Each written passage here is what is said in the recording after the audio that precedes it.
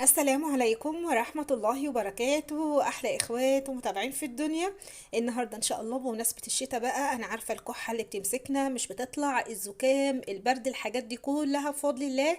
النهاردة وصفتنا هتتكلم عن الكحة وهتتكلم عن الزكام اللي بيبقى مزمن جدا مش قادرة تاخدي نفسك، وكمان هنتكلم عن البرد وكمان احتقان الزور. كل ده بفضل الله مجرب وهيجيب معاكي نتيجة من أول مرة تعمليه. هنبدأ كده ونقول بسم الله، خليكم معايا. لو عندي كحة مزمنة، عندي كحة الدواء اصلا مش جايب معاها نتيجة، اعمل ايه؟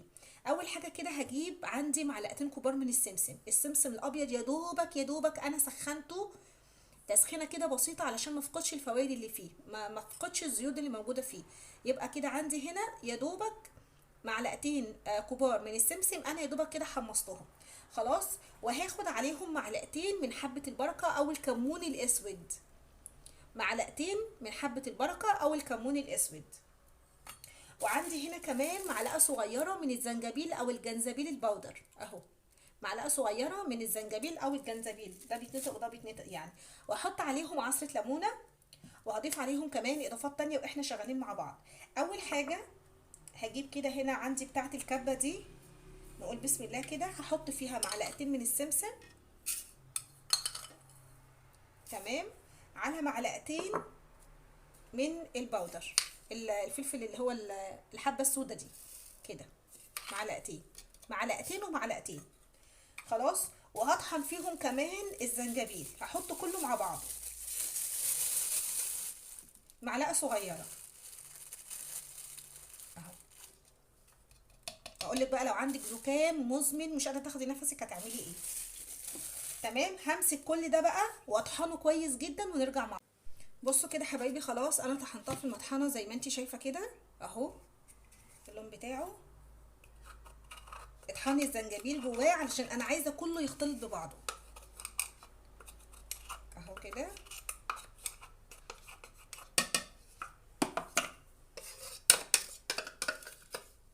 تمام، هجيب هنا عندي كده بوله وابدا انزل فيها. بالمناسبه هي الوصفه دي مش عندي حصري او مش بتاعتي انا، هي كانت نازله في قنوات ما، بس انا لما ضفت عليها مكونات تانية بجد جابت نتيجة هايلة جدا جدا. دي بالنسبة للوصفة دي، اما الوصفات التانية بفضل الله دي بقى بتاعت جداتنا وامهاتنا من زمان بيعملوها معانا، لما يكون عندنا زكام اشربي كذا، شمي كذا، احرقي كذا وشمي الدخان بتاعه. كل ده ان شاء الله هنعمله النهارده في الفيديو. كده خلاص، بعد ما عملت الكمية دي كده معاكم، هبدأ اجيب كده عصرة ليمونة. لو انتي عندك اللي هي اللي مش بتستحملي الليمون، حطي نص ليمونة بس كده. بس الليمون طبعا كله فوائد وهينفعنا جدا جدا في فصل الشتاء. خلاص خلاص، نجيب عندي بقى اي حاجه كده وابدا ان انا اقلب. تمام كده، تمام اهي. هحط كله مره واحده ونقلبه مع بعض. هحط دلوقتي معلقه صغيره من زيت الزيتون، معلقه صغيره من زيت الزيتون اهي، او نص معلقه كبيره يعني اهو كده.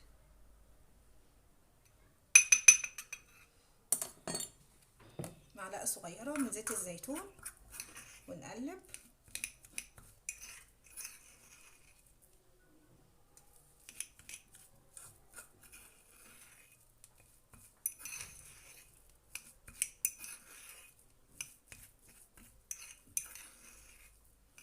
تمام، وهحط دلوقتي بقى عليها علشان طعمها يبقى يعني حلو معايا.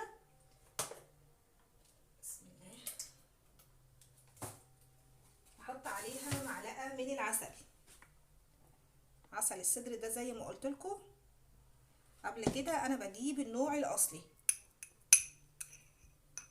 نشيل دي ونقلب بالمعلقه عشان العسل ده كله ايه ينزل فيها. هو السمسم اصلا طعمه حلو مش وحش اهو. بس كده. الزنجبيل حلو جدا جدا لبحة الصوت، لاحتقان الزور، بيبقى جميل قوي.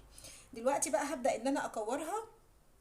بصوا حبايبي كده خلاص هبدأ ان انا ابل ايدي نشا علشان ما يلزقش في ايدي، واخد كده حبة صغيرة اهي. هي لما ترتاح شوية هتمسك في بعضها. تمام، هبدأ ان انا ابلها كده بالنشا، ادحرجها كده.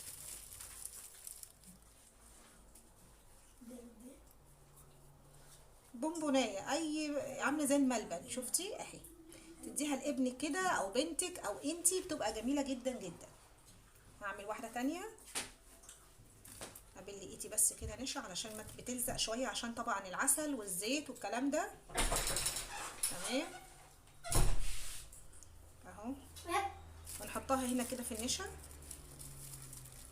ابدا ادحرجها كده برضو على ايدي اهي.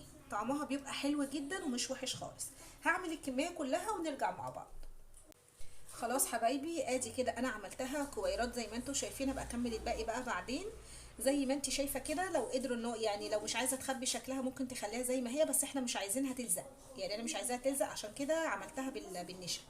خلاص كده طيب تمام. اول ما ابنك او بنتك يكون عنده كحه، عنده احتقان، الادويه مش جايبه نتيجه، بتديهم بونبونايه من دي كده اهو،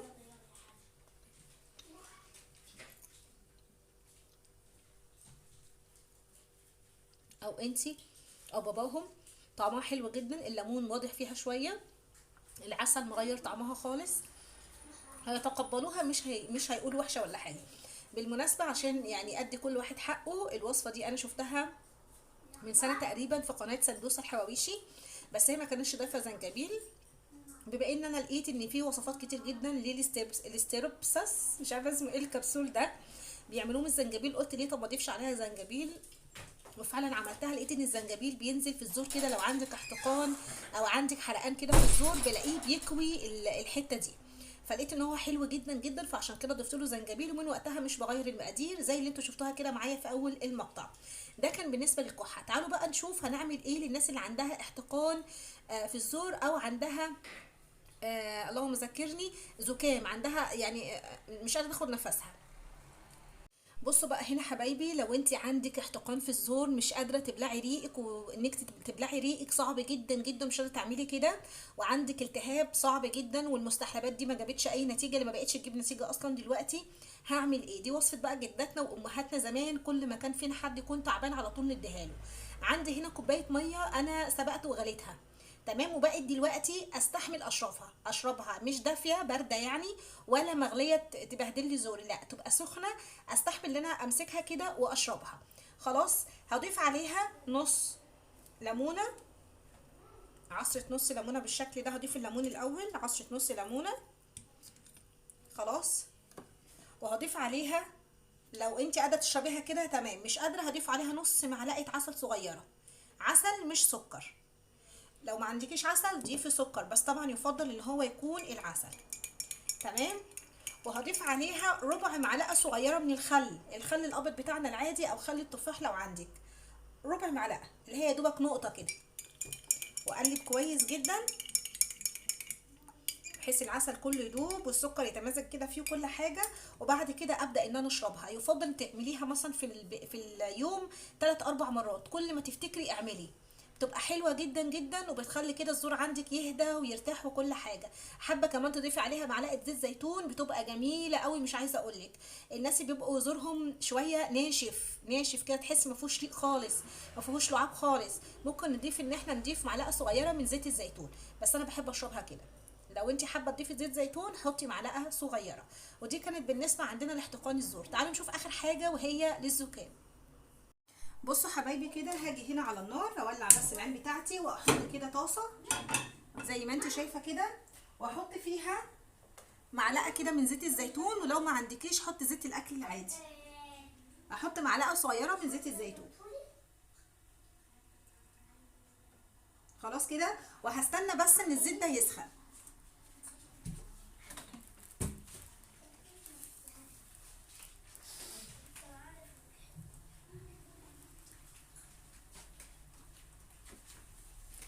هجهز كده عندي فوطه، اي فوطه، عشان دي هحطها على دماغي بالشكل اللي انتوا شايفينه ده.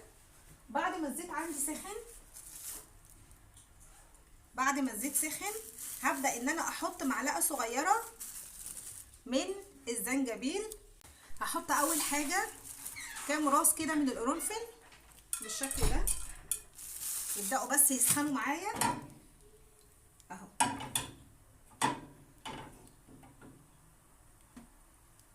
وبعد كده هحط معلقة صغيرة من الزنجبيل. بصوا الفرقعة اشتغلت اهي. احط بقى كده معلقة صغيرة من الزنجبيل، احطه نفسي على طول كده اللي هو كده تمام، واستنشق الدخان او البخار اللي طالع من الزنجبيل ده على النار. تمام كده. وخدي طبعا بالك عشان ما تتلسوعيش بالشكل ده كده. البخار اللي طالع مع ريحه الزنجبيل هيخليكي تعطسي في نفس اللحظه، هيخلي عندك النفس عندك والجيوب الانفيه كلها تتفتح وتاخدي نفسك بسهوله جدا جدا. خلاص اهو.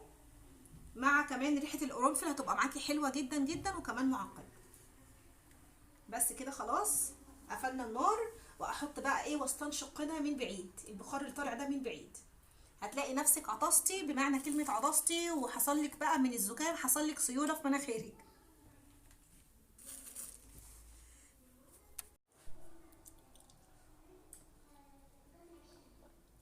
بجد جربوا الوصفات النهارده. عندك كحة، عندك احتقان، عندك زكام او الجيوب الانفية عندك متقفلة.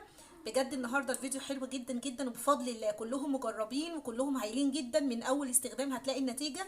لو عجبك الفيديو وجربتي اي وصفة من الوصفات دي وجابت معاكي النتيجة، ما تنسينيش بدعوة حلوة كده بظهر الغيب بصلاح الحال وتيسير الامور عاجلا يا رب غير آجل، ولكم بالمثل.